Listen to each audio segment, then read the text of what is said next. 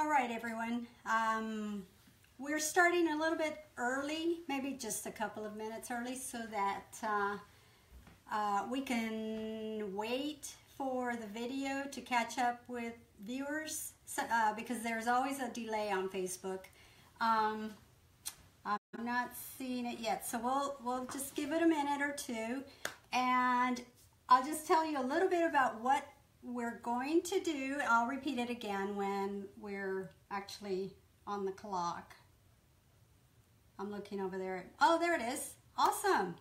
I see the video, but I'm not going to start until the right time so that nobody misses the beginning, since we told them 1:30. And how many more minutes do we have? 2 more minutes. So we'll just, 1 more minute. How did that happen? So we'll cut this part out when we upload the video to YouTube. You will be able to catch this later in case you can't stay for the whole thing.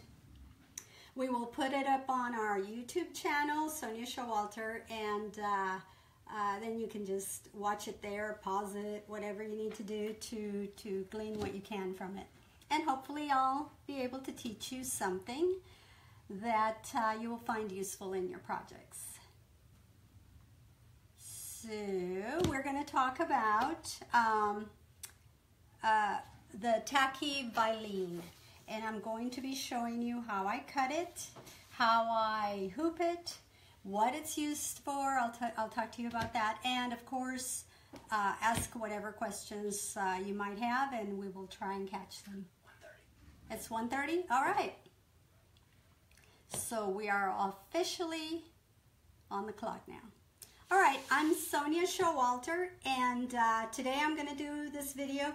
I tend to get kind of long on my videos simply because I enjoy being here with you. There's nothing wrong with that, but I'll try and keep this one a little more concise so that you don't have to watch 45 minutes to learn how to do something that takes only a few minutes. All right, we're going to talk about the Tacky Vilene. Now, the Vilene, you may be familiar with it. Oh, I should have picked up a plain piece of Vilene. But the Vilene is a water-soluble stabilizer, and it looks like interfacing. It's white, and it looks kind of like a thin, meshy type of stabilizer, but it's water-soluble. It comes in the regular, which is not tacky at all, and that's what we stitch lace on. I always recommend 2 layers, and we do have a video on, we have 2 videos. One's pretty comprehensive on the different stabilizers, and the other one is more on the nitty-gritty on hooping it and stitching out your project and finishing it. But this one is going to deal with the Vilene that has the tacky side to it. It's almost like a sticker. So I cut, now these pieces I have cut, I actually cut, whenever I cut pieces for my hoops, I just go ahead, I have it out, I have my roll out. Oh, by the way, I get all of my Vilene from allstitch.com or allstitch.net. They have both domains, so it'll get you there. They're an embroidery supply business. I have always gotten well, originally I had gotten it from my dealer, but the tacky kind. But this last time, it lasts for years. I mean, well, the rolls I have, it lasts for a year or 2, for me anyway. But I get the, I think it's the 12-inch wide and 25 yards. If you go to All Stitch and look under water soluble, and then it'll take you to the Vilene Badge Master page.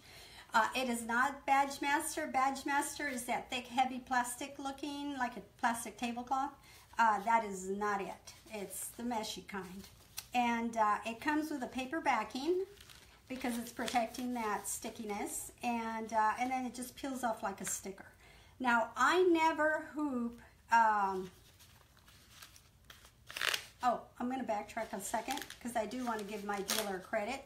I had gotten it from my local dealer, the Vilene, and then this last time I ran out. I needed it quickly, and Bill Cohen sent me some, and I promised him I would do, I was intending to do this video. It's been a couple of months or maybe more.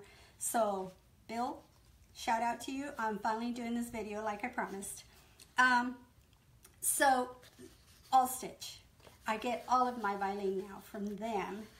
It's just so easy. I'm a homebody, and getting out and shopping is not my thing.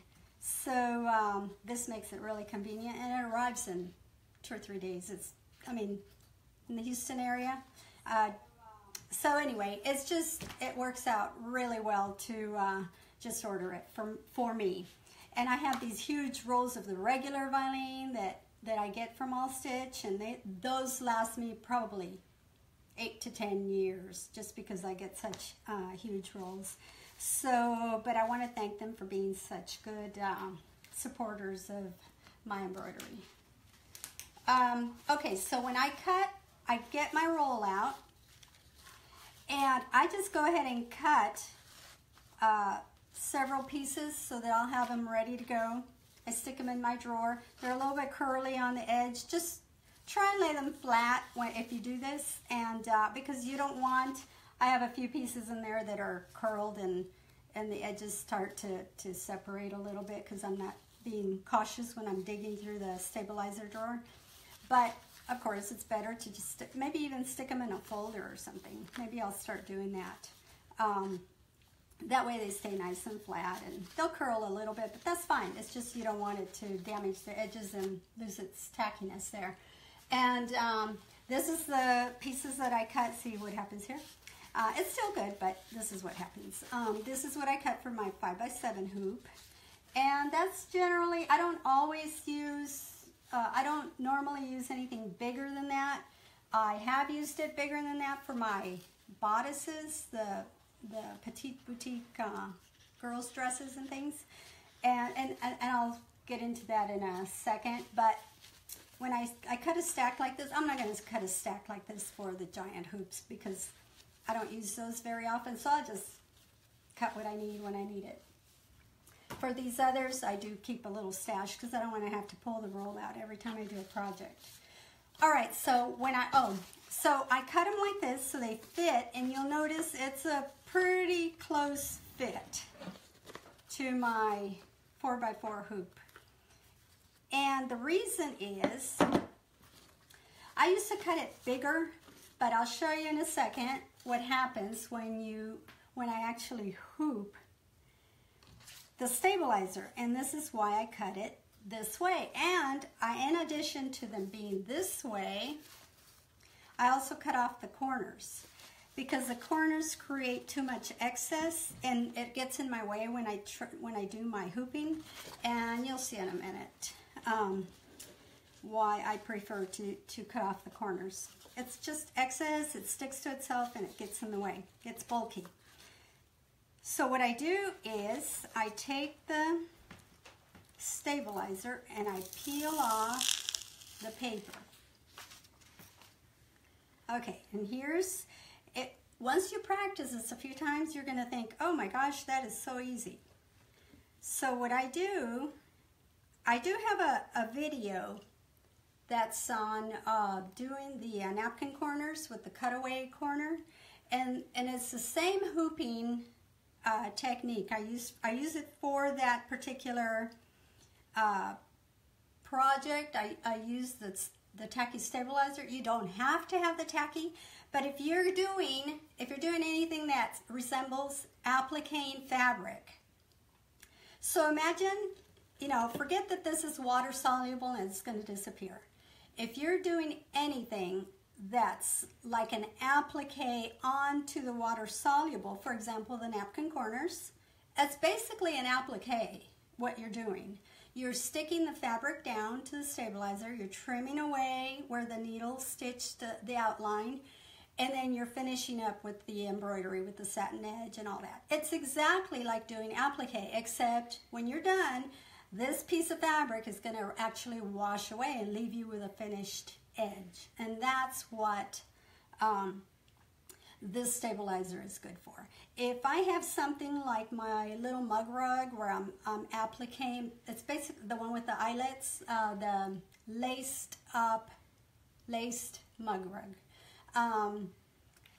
where the eyelets stitch around the edges of the square and then you lace it together with ribbon. That's done exactly like an applique also, but I don't really need this tackiness because it's just a little square piece of fabric. So all I do is just put a little basting spray on the stabilizer, and that little piece of fabric will stay nice and, you know, rock solid stuck to my stabilizer. So this kind of adhesive is overkill for something like that. So save this for those projects where your napkin might pull off of the, you know, there's weight here as the machine's moving, and it'll pull off the edges of your fabric. So somebody has a question? Joy wants you to say again if it's the wash away Vilene. It's wash away. I think all the Vilene is wash away. So there's the regular kind that's not tacky, and then there's the tacky kind. So, and you don't want to use this for lace. This is for where you're applying fabric and the fabric might move on you. You want to make sure it stays nice and secure and stuck down until the stitches are finished. This is what you want to use. So. And Deborah said that she placed an order with all stitch today and it shipped out within an hour. And if you live in Maryland, you can actually pick up your order. Oh man, I envy the Maryland people. I might actually get in the car and go over there if they were in the same town that I'm in. But good for you, great. And we're not, you know, other than helping each other get exposure and share some of our tips and things, I'm not getting a cut from whatever you order, okay? I love All Stitch, and I just wanted to give them a shout out for being such great company. Okay, so here's what you do. And can they see everything? Okay. Yes. I don't just lay this down and then start tacking it down. You have to stretch it because it's too soft. And I will preach about stretching your stabilizer, not to the point you're tearing it and destroying it, but till it's drum taut. Because if your stabilizer is wobbly under your fabric's not really being stabilized. That is my theory. That's what I live by when I'm doing my projects, and that's what I believe, and that's what I practice. So there might be people who disagree with me, but I'm telling you that's what I practice, and you can take a look at my photos and see if you think I know what I'm talking about or not. And I'm stitching my designs now, so I'm not stitching everybody's designs, so perhaps someone else has different instructions depending on their embroidery pattern. But if you're doing my patterns, please do follow the instructions and you will succeed. All right, so here we go. I lay it down and just eyeball it. Make sure you have enough around all the edges. And then what I do is I just pick two edges. It can be this way, but I'll just do this. I stretch it, and you're going to get a pucker, but that's why we're stretching it. All that extra needs to be pulled. Okay, then I turn the hoop, and when I press it down, I'm kind of making sure it sticks. Sometimes it'll pop off if I was standing here with the tacky peeled off or the paper peeled off, and it might have dried out just a little. Don't panic, it will stick. All right, if it comes off, just put it back. Okay, then I pull this way, and you're not trying to get it tight the first time. You just need to get it tight, okay? It's not going to be drum tight right now. Okay, I secure it, kind of massage it so it sticks to the hoop.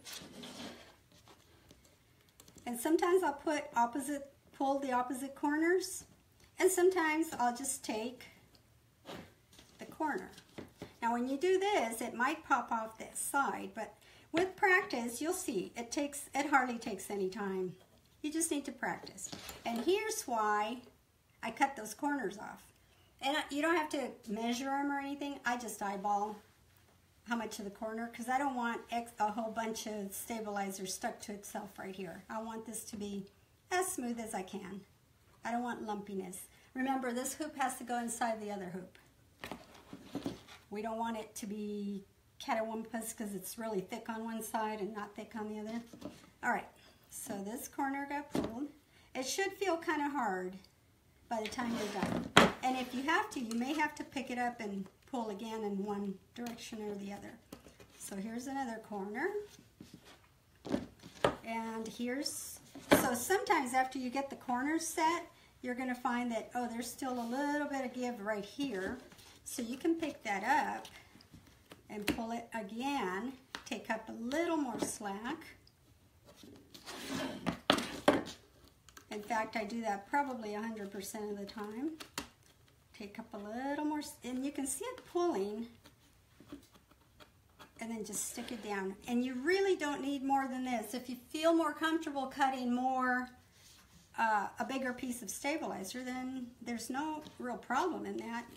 I'm just saying, you know, you can preserve your stabilizer by not cutting too much, or not allowing too big of a margin, because it's really not necessary. And you can just pick it up and keep pulling until it is nice and taut all the way around. Oh, this side is really good. This side is pretty good. I'll do just a little bit more here. And I hold it up against the edge until I get this down, like that. All right. And I want my edges to be as smooth as I can. You're gonna have little puckers, but kind of like with gatherers, you want to make them even. You don't want to have it all bunched up on in one spot. So that one's just a tiny bit soft. Okay, push it down against the edge and then secure it. My hands are so dry. Our climate has been really dry, uncharacteristically so lately, and my hands feel like alligator hands. But I didn't dare put on lotion because I was going to handle the Vilene and didn't want to try and stick it down and find out it's not sticking because it's got lotion all over it. So, if my hands look like alligator hands, it's because they are. All right. So this is nice and taut. Feel the corners, make sure everything is evenly taut. Sometimes you can get everything tight, and when you feel the corners, they're kind of mushy feeling. You don't want that. So you would just go back, peel it back, and pull it a little more, and then you're good. And you don't want to put your hoop on like this. You do want to secure it. And I happen to, I think I paired this with the wrong outer hoop. I normally have my hoops set so that they already fit together just right. I didn't this time, so you're seeing me adjusting. I rarely do this after the fact. I usually have my hoops all fitting together nicely because I never, ever, ever rely. In this case, it's not a big deal because my stabilizer isn't really going to move right now. But when I hoop anything, once my hoop is together, I never, ever, ever tighten the screw because that is not going to stabilize your fabric. And sometimes you even create a pucker right where the screw is tightening. So you always want to have your hoop pretty much set where it's going to be. If I feel like I need to tighten my hoop a little bit, I'll unhoop, tighten my screw, you know, a quarter turn or whatever I think it needs. And that's good right there. So I would actually unhoop my project and get my hoop to fit together just right, and rehoop. I don't ever tighten the screw after it's been hooped. In this case, like I said, it's not a big deal because your stabilizer is stuck to the hoop. And it's ready for a project. Now, like I said, this is in those cases where you're going to apply a piece of fabric and like a napkin corner, you've got this big napkin and it wants to peel off of there, and as the hoop moves around, you'll see your napkin starts to move, and so it'll hold it down tighter than just regular spray adhesive. But my napkin corners do come with a basting stitch as part of the process, because it will still peel off, just because the napkin's going to cause drag, and it could become an issue. The other thing that this is good for is, in the larger hoops, is the bodices, like I mentioned before. So I do the same thing with my bigger hoop. Oh, and before I tell you more about that, once you're done with this, with a project like this, and you may have noticed I didn't have any stabilizer on my hoop, on this hoop, when we started, because I needed a clean hoop to show you. I don't normally care for slick, shiny, smooth hoops, because that just works against me when I'm trying to hoop stuff and keep it in place. But so what I do is, once I'm done with a project like this, instead of removing the stabilizer after I'm done, what I do is instead of peeling this off of here, I just take my scissors and just run it on the inside of the hoop to remove my project, and leave the stabilizer on there, because that creates, that helps provide grip for future projects. And I will do this, I have a hoop here that's got several layers on it, so I'll just keep it going for a few layers, because when it gets that cushy feel, I mean, it's not, you know, really, really super thick, but there's enough of just a hair of a, you know, microscopic cushion there, and it just provides such a great grip for your projects. And on this one, whenever I cut my stabilizer, I usually have like a 1-inch lip on the length of the roll as I'm cutting these squares out. And that, I save those strips, and I will go ahead and I added to this particular one, because I'm finding, or I found it, I don't remember how long ago, maybe several months ago or earlier, in maybe a year ago, I realized if I added the strips right here to add a little more thickness to my grip, and wrapped it around over the top, then now what I can do is, when I hoop something and I need to hold the edges of my project, I can actually stick pins on the surface of my hoop, and keep my project, you know, if it's a piece of fabric that's just laying there like this, I could pin it down, keep it from falling in. Or if it's something that's wanting to slip a little bit into the, you know, not stay taut in the hoop, I might be able to flip it over, stick a few pins, and then flip it back out to help keep it in place.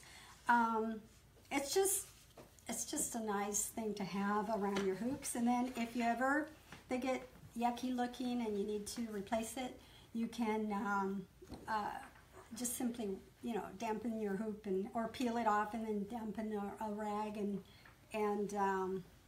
wipe it down, which is what I did to my hoop this morning, so that you could see a hoop without anything on it. I think that's pretty, oh yes, this size is for some of my bodices, the doll bodices, and certain, I think some of the smaller children's bodices. They're in the hoop for dresses. You do the bodice in the hoop, and this is what you would use, is this, and you exactly the same method, just a bigger hoop, but you need to make it taut. And it's just, always press my fabric, starch it till it's crisp, and then that makes it easier to trim. It's almost like cutting paper, and it keeps it from puckering and doing all kinds of stuff, and it sticks to the stabilizer nice and flat. It's just a great way to go when you're doing that kind of project. Yes. Linda wants to know if they've done a small item, can we just patch a piece in? I don't ever patch my stabilizer. If you're doing a small item, I mean, anything you want to experiment with, you know, other than, I mean, I don't recommend patching, but you can. I mean, I had a hole in my stabilizer one day. I even posted a picture, and I think I said something, it's not the end of the world, you know, but I put like a piece of duct tape to keep my stabilizer from tearing. But, I mean, of course, you don't want to patch it where you're going to be stitching, and I suppose it's doable, but I would never stick a piece of stabilizer in here, stitch a design, cut the design out, and then patch the hole with stabilizer in order to stitch another design in that same area. The only time I've ever patched it is in that instance where I got a hole for, I don't remember how the hole appeared, but anyway, the stabilizer is tacky, but I don't think it's tacky enough to hold together if there are stitches pulling on it in different directions. Yes. Marion wants to know if you have a favorite starch. My favorite starch is the one that's at my fingertips, and I think, what do you buy me? Gary usually buys it for me at the grocery store. He does the grocery shopping, ladies. I know, he's a dream guy. And he does dishes and he cooks. But he buys the starch for me, and I just, Faultless is what's at the grocery store. I've also bought, what's the other one?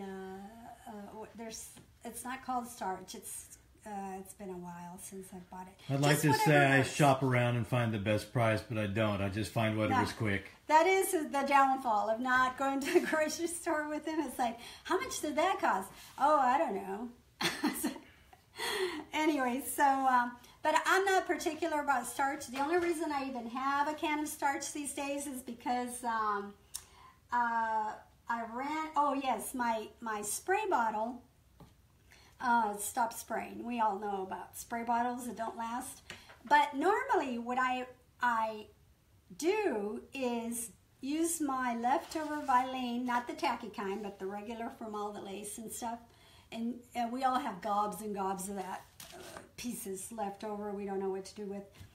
You can, you know, take a couple of handfuls and melt them down in some water. And I even showed Gary how to do it for me. But you can strain that goo to make sure you don't have pieces of lint and thread and whatever. And then add water to a spray bottle. Yeah, I don't have a working spray bottle right now, but you know, a large bottle is fine, and I think it's like a couple of handfuls, and dissolve that in water, strain it, put it in your bottle, and then fill the bottle with water, and use that as your starch. Now, I do use a pressing cloth because that stuff can start accumulating on your iron. I can't stop it from doing that, but using a pressing cloth helps to prevent that, or at least slow it down so you don't have to clean your iron. I don't have to clean my iron every day. The other thing I've done is actually dissolve some in a sink. If I'm going to have several squares that I'm going to be doing, I'll just dissolve some in the sink, slide my squares in there, and then make sure they're saturated. Remove them and blot them with my towel, and not my bath towel, but an old towel that I've got in there for lace projects. And then when they're almost dry, then I go ahead and press them. And that is the most efficient way, because when you start doing this square by square, pumping to saturate, that's just time consuming. So if you have a lot of, like, if quilters out there, you're wanting to do several squares or whatever, you can soak your squares in that solution, and then when they're almost dry, you can just iron them and they'll come out like paper. And that's the way you want your project. That's your first step in stabilization, is starching your fabric, and it just makes a huge difference. So I think that about wraps it up, unless there are any questions. I'm looking at this computer screen over there. I think I've covered everything.